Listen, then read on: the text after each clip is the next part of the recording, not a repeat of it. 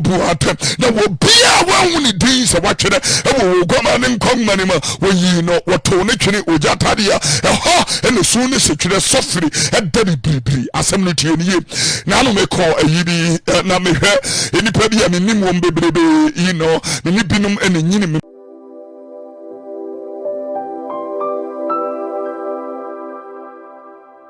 eni monyamo nkanyame a wotia se wanu onyama hye wo soro ne asase ma me hwe obia de watoto ho a menya bi me bawdin ene awia ya ukasiye ka mani ya kire e ka ukasiye eni wutumi ye ena edi e bompa ye e peja wanu onyamo hye adia bia wo home e wo me mu eni nipa dofo a etie mi hweme adia bia etene se nkwade wo mu afuru sane e be kamfo aya ukasiye aka mani ye ene ukasiye edi a kire be shobo no onyamo afataw firisa na ade nkwa ache wona ade adom ache wan waye ya moa ene adom efiri buru onyabo sumi na de babeduru sabri awie wa ma yakwan say yente dan kwansam e bompa ye wona sere ni Jesus nimo se be faade na no mum hye woso omra se ebretie yi mu miura ma yente wadwene wutiri mu asem dana di kire wo ma na kan yesi kwan mu na fa adom eteneten ye e fa ye ebra tenene emunyan training in righteousness ebra ya ye wo mu ye brebone ma ye ni na ho me na ye ho so me nya ho pechiri na yenya ho hyeso efise woni ye na ukwanye ni na fata ye ebre ya ne ma ayete se bone adokoro keka wo ma sabre mu ana me bompa ye se domoma na wo ntumi mfa bone nche tumi mfa asemo nche ntumi nhye wo mo ho so ebre ya ye wo mu na ye ntumi nya eni fresa wo ya ye bompa ye wo na sere ni Jesus ni mu se wo bedom ye sa dum a ye sere tumi biara shewo biso ya wontumi ntene ho mfiri bone ho emoja ne mutumi etimi etoyen ema yetimi firi enwumafunu mu ebesene kosom onyankopon a wote ase ye wena eshewudie no onyam ne na wase eni onyam nka wodi awana sere ne Jesus ni mu ne asere ye ni mu na adom ne nti amen metro nsempa etira eye aduno enum imu a eye aduanan a eye yino aduanan enum Matthew chapter 24 verse number 45 etifi atwere no wo se enkoa pa ene enkoa bone na wo bisa kosa Kristo Yesu na ekasa ena wo pese wo bisa me pese obi a wonim no ma ne fa no radio ne nto ha bretie mu ene wo chasem wo betimi de wasi konkon so na ye wiye obi a beba so no wo share page no de amame na you know you can start a watch party and let's do something very unique all to the glory of Almighty God. Wase na wan klani akwa waye no kwafo ene badwuma niwura ede no esi na somfo so se woma wo aduane ebra esim wan pa ne akwa waye badwuma wasanye no kwafo na wenu oba beka se enhira ne akwa se niwura ba wo beba beto no se wo yesa adwuma no a wo de yehye ne nsa na eno na wo ye wase no kure mesemo se obema na baba betena na didi ase na you know wama na baba be dini wo wona so Verse number 48 ni yeme de wase na se akwa bone no waka wona kuma mu se miwura ekyereba miwura ekyereba na wo firase ya bro ne na wura kwa ene won ensabrofo edidi enomwa. The Bible said akwa ni wura ne beba edana ni naso ene donwa wonimu na 51 yehu adie we na ya ka nipa bebresi nyame ntimi nyesa ena meba be ka kire wo no. The Bible said wo betwa wo mu asini na wa ma won nya atwemfo enya kyefa koro eho ene esu ene setwere ewo. This is a very serious point. Tiasemno verse number 51 me sanka ni biom na afi yeto atene. This is very profound and prophetic. Wo betwa wo mu asini na wa ma won nya atwemfo enya kyefa koro eho ene esu ene setwere ewo. Ebrade asemni onyame wonhyira na semso Ebreya ye wo wiase na obra kwanto ya ye boy ade a mepese wo bi atimiti ase ne se onyame wa maye ne ma bebrebe obi a wo betimi aka kire me se ne fi abaifo nti wontimi nye ye wonti nyame asemase de bia me bo kokose fa ho me Kristo ade bia Kristo wo benya bamu abobedane abode afufro ene madade twam ene na abedane fufro obi anti ase na wonhye ne nso sa wo de wo me Kristo Yesu fani wurade ye ukraje nkwa paso de papa neko efrisan so de fo adoso ewo bre yi amewo mu ade ba ko e ma so de papa ya so de papa ye nchire papa we no free wa nyamesompa we no free wa Kristo mu do we no free wa na wa bampai bo hyew bo nkenyan we nyame tumu edi ye nkomhye wo baba je ogie ayade sa we no na e wa wo so de papam eno ntem konkodade etoso na asore papa esubo wom kwa asore bi mu na ye mo aso e bo so timi ma wani ba ho so obi a wa fe Kristo no ade ye ba ko e ma wo nyamesom na na se e ma adi Kristo ye no awababa be ye Kristo ni ye no awababa be ye no ewie mu di ne se bebo wosu Bible said na wo gidi na wo bo asu a wo beje wo nkwa etu ye bo asu a etimi di wusi ye yinu firi wa asore papa tie de me be kan emwa wom emwa obi hia moa ye mane bi tie de me ka kire wi ye yinu firi wa asore papa ewo hoi adoma chade ye mu adwuma wo bi wa adoma enkare nhye a profound and prophetic. And what's the meeting ma utiase? When na twamua onipa no asese wonyini. 2 Peter chapter number 3 verse number 18 was munyini ewo yamrade Yesu Kristo ni agye nkwana dummo ene nim diem grow in the grace of our Lord and Savior Jesus Christ and also grow in his knowledge. Eti onipa no oba benyini sane wo ya abofra wogumo frasam eti na wokenka according to fongma edikai etuenu a eye eyinu a edumi ensa no wokenkan ya kawodon wasam Kristo no na no wo kan wasam ya odo enye nchire ho enye nyimu enhuran enye ne pewo no ankasa ne de emma odo enye ade bia ne yam nyanyono obobosu ababedru yimu ayewotwe no oswodo tuntwa love never fails. Ultimate time said don't want me woman no is what you can say that Kristo mu don America mo asemu enya bachi donwa yede wo ho me hwese de awade akuregu ene se de nipa timi wade obi na hwie no baba da ne tamfo jiri won timi ase wie yebre ade ba ko bonyame de bedom yen enom ne ade ayonkofa odo ene awade ewo ho chese wonyame de dom wo ma wasetina ne wo hyebere na wo asase su ne botaye no ene bra no wo bo sebaya ebe wie mudie wanum na akoso wonyame na ahye ne sa wo ye ne sa de dom yen de yesie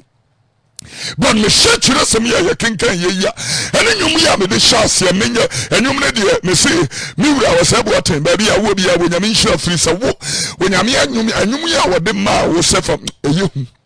eda Yesu beba no anwanwasem besisi eda wo besane no anwanwasem besisi enipa bi wo hono wo mbegina wo nsani fa so ananka adwene se omumum na waso omko benkum so ebensu beko benkum so ananka agidi se omunanka waso omgina ni fa so anwanwasem besisi. I'm telling you enipa nka ye wo mugidie nanka adwene se wo mu ye awurade adwuma nka wo mu na ye bedwene se upia wo mne wo besa anwanwasem besisi me say I'm telling you now. I like the verse 51 na meka also be twabo mu asine na wo ma woni nya atwomfo anya chefa kro asem ne tie ne ye na kire se nya atwomfo wo hoi wo jatade no ana wo se yetade gya no ya pep chefa bi de ato wo ho wo bia wo ye hwehwanimu wo se yetade gya no wo chefa wo mu. I'm telling you adia yi ni pafiri wo se yetade gya ne mu eye Kristo Yesu no se wa ba be ye wo nyonko na wo ne wa yonko fa na wo ne tiyi na wo din won kon manim Revelation chapter number 20 and verse number 12. Now what's me who will fall akasia and enketua so which in him that will be a woman in will be a woman be a num mano now when I'm on someone what you know muno ebu apen phone you know akasia and enketua will be apen now will be a one when it is a watcher will go man in manima when you know what tone ujatadia and the soonest it should suffer at Daddy Bibri assembly to you now me call a yibi na me any baby I mean baby you know the nipinum and the ninny mofra senomni adia me share any penny baby yam shia womo na me said ye ebi asisanomni adia obi on my winnim no said and wojina ne na so ya no obradwumanomni adia fe de obehunu no agogo and all that e kabra konto ne ho ye na ye fiti se hwire anopa edu anwumire ana ye kusa etofam na ya hye adia ba ko nso awonyame de atoni pa bi a hye so e ye Job chapter 14 and verse number 5 wa shawo na to wa boso me dodo e wonyame tin e hia da wanim ye bunsa hoda e sanye mena e wo se ni pani ba ne ho so me he se de Ghana mebru bi atepraka na ya te atua na ye ntimi onya Kristo ya America no wase me ye mfane nya hwefiri se wiase ne bone efire ni pani e de wo mo hye sumu ase e de wo mo egu afiase no mne ya de dia menwunu ne se many pan ne ho no watimi akwa sumu onyankopo eti Hebrew fongoma ne se enwan ne mponchi moja eti mu yi mu firi bone emomoyo tontodie efi ene nkekemu a empensen ene Kristo Yesu ne moja eti minyimo emfiri enyumafirumo emamo masine enkonkosum onyankopo na kire se eni patia asasi so enyumafunu ete hotwen no ni papa eti nyumafunu me hwe nyumafunu nipa ede ne ho atode eniema bebre ho mo ayere aba be kan shebere ho. The Bible said in the book of Ecclesiastes, God had created man perfectly, but the men have sought out many inventions. Who can carry Ecclesiastes chapter 9 now waka sembe was said here where yi empata asawbone echire empata da boni mu sa na nipa nso nim ne bre ebre ya ye wo we ebre wo se nipa ni da ne ho so firi se wonnim bre ene bre kura wure ba ye wo we obi on ma hunu ne na hunu ne bio me hase de enipa bi agogo na me hase de edwene aba wo bi anu ye abrante wa pa ya bugina ne naso moja mno afedi obi hunu no agogo obi on ma hia na nyu obi ne be ka che se brother yi ana sister we wasi adam na kwan so. I'm serious with the mongo so no petition and safunu amano manu wa Ghana han mongo so na monom campaign ye ekoso bebre ahye no mo de na mase bebre ahye wi be hunu na ni se kumu no didi ase e mane ma akabom akabom enkrofo twem current na wo bu atopahia mai campaign mo what somewhere will be with. I'm telling you, Remian will kunya kwenshia last week. Ewo adwira eni pensia efa mu hia ma toye wuo na me hwese ni pa we ugire safan ni wo moko eti ya kenyam sama wo bi a wo ye badwuma wo beti asem ni bi efiri se wonni mu bre no ensheda ya kwa ye bay there are breakthroughs that will come your way misiska ubenya bi ye yo ubenya bi din ubaji bi awrade be pegya word wasi konkon so ade bia wo sire nyame se wonyama wonyame ye mpabo tie fo gidie ene wonyam hyefo ene kuma mu hwehwefo wono ankasa netumi pegya mobroni na wo pegya no mane so efiri futu akwawie so dontodiem na wo de na si amapo ma tena ye no aye ni nhira dom ene no wonyam hye wonyame netumi ye saa ne me mpacho to yesem ni awrade tumi dum nipa ema nya kodie ntaban ye mu odene na wotumi de nante but adia menwu no se wo ye wenum na se nipa na ntumi amana ni anane ho so e bia me na me kasa asemi ene ye mfato ho se wo breba na wonyame pegya na die na ekoyima wo to se efiri anopai enipa ababa betena radio isuko bebrebe efiri anopa ye wo asofre preachi ahimaachi no a we efiri hokonu we aba we efiri hokonu we aba de ne brebe so no ne bre na aso se bia 6 to 7 obi na e preachi a ne bre na aso na ye de worship na ba beto aso obi bre na aso oya de koduru baabi no awie no apon no ko na obi aba beto aso no awie no ko na obi aba beto aso no awie no ko ne ye de kasebo na beto aso kasebo fo ne ba enye preaching bre because ebofo ne ba no wo mo kasa enye asenkaye wo mo ka wo memu nsam no ne ade na aye yi wo mo wie ne abonyum kakra enyum to brefo no de ne na aduru wo mo so bre so na atwam se wo bre so na se wo di ade a e ma ne nya wo se wo betena se obia ni wo bedi kyeribi obia ni wo bedi braka so ti ase e ma wunya ahobrase ne wodwo se dia ahantan adukuru ni pamdwene ho ntimi ntiase ahantan. Pride has taken over.